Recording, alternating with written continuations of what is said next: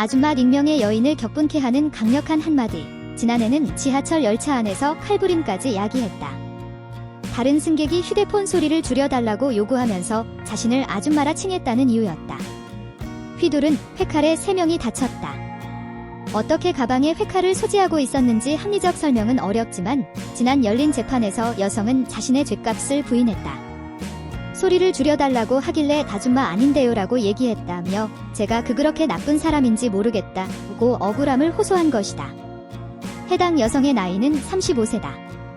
아줌마는 우리 사회의 멸칭으로 자리 잡은 지 오래. 나이 들고 부끄러움 없는, 그래서 수준 미달이라는 인격 비하의 의미로까지 받아들이는 경우가 많다. 비단 한국에서만 그런 건 아니다.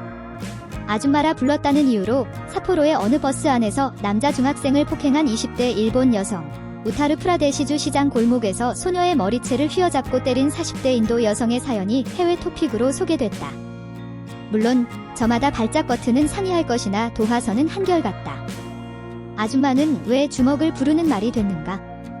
본지가 SMC&C 설문조사 플랫폼 틸리언 프로에 의뢰해 30에서 60대 여성 2,008명에게 물었다. 아줌마 호칭이 기분 나쁘시냐고. 그렇다며 가장 민감한 반응을 보인 건 30대 64%, 40대 60%였다. 50대부터는 본인을 아줌마로 인식하는 비율이 더 높아졌으나 여전히 기분 나쁘다는 반응이 적지 않았다. 50대 응답자 500명 중 223명, 60대 응답자 500명 중 161명이었다. 광주에 사는 69세 여성, 경남에 사는 68세 여성 등 법정 노인도 다수 포함돼 있다. 기분이 나쁜 이유로는 나는 아줌마가 아니라고 생각하므로 31%가 가장 높았다. 헷갈린다. 그렇다면 무엇이 아줌마를 결정짓는가? 외모 35%가 1위였다.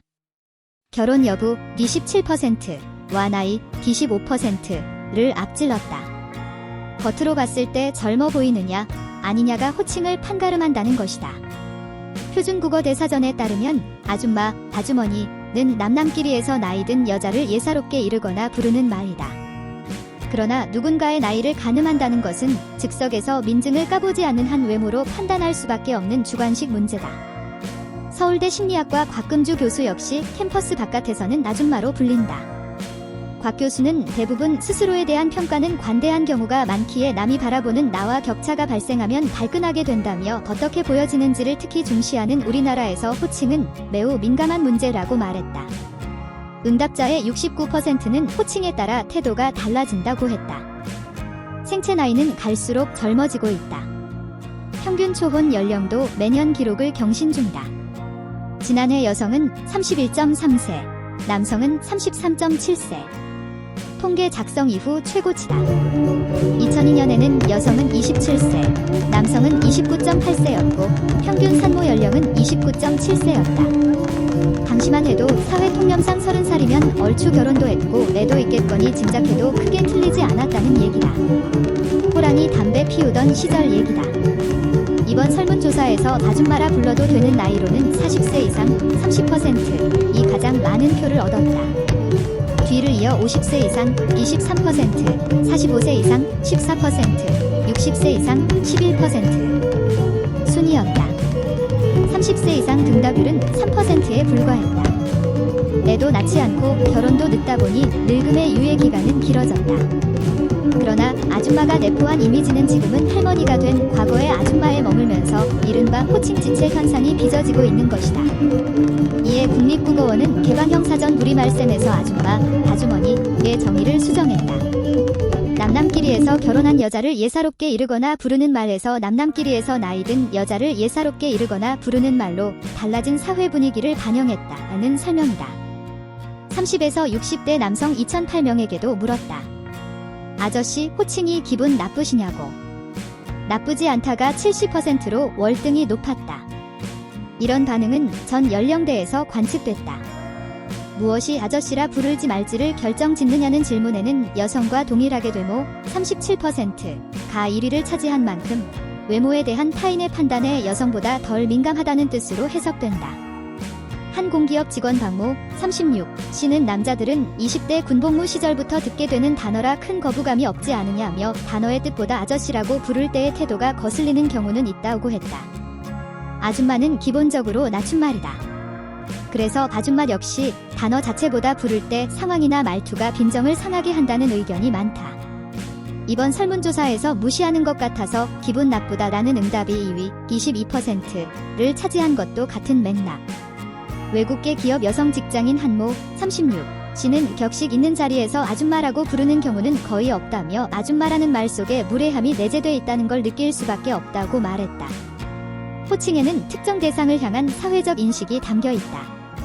한국 야쿠르트는 창립 50주년을 맞아 야쿠르트 아줌마를 프레시 매니저로 변경했다. 지난해 대한항공은 스튜어디스, 여자와 스튜어트, 남자로 따로 불려온 기내 승무원 명칭을 통일해 플라이트 어텐던트로 바꿨다.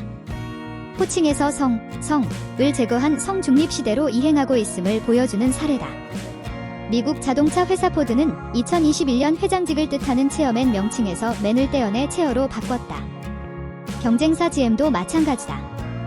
포용적인 기업이 되기 위한 많은 변화 중 하나라는 설명과 함께 기업에서 아예 직급과 호칭을 없애는 경우도 흔하다. 그러나 여전히 과도기다. 대기업 직장인 허모, 36, 씨는 평등 문화를 위해 수년 전부터 호칭을 님으로 일원화했지만 여전히 부하 직원에게 반말을 쓰는 상사가 존재하는 게 현실이라며 우리 안에 뿌리 깊게 박힌 소통 문화를 바꾸려면 시간과 노력이 더 필요할 것 같다고 했다. 선생님, 사장님, 사모님, 이모님, 언니, 아줌마 사저씨를 대신하는 여러 시도가 있지만 요령부득이다. 이름을 아는 경우 뒤에 씨를 붙여도 존칭이 되지만 이 또한 무례한 용례라는 인식이 있어 사용이 제한적이다. 그래서 지난해 10월 구인구직 사이트 알바천국이 MZ세대 아르바이트 직원 1652명을 대상으로 조사해 발표한 결과는 인상적이다. 가장 듣기 좋은 호칭으로 저기요 36.3%가 꼽힌 것이다. 사장님 22.3%, 과선생님 11.7%를 앞서는 수치라. 국립국어원이 2020년 펴낸 언어 예절안에서 우리 뭐라고 부를까요? 는 저기요를 사회적 관계를 직접적으로 드러내지 않아 편안하게 사용될 수 있는 표현이라 기술하고 있다. 가장 무난한 호칭이라는 것이다. 그러니 만약 이랬다면 지하철 칼부림 소동은 피할 수 있었을지도. 저기요, 휴대폰 소리 좀 줄여주실래요?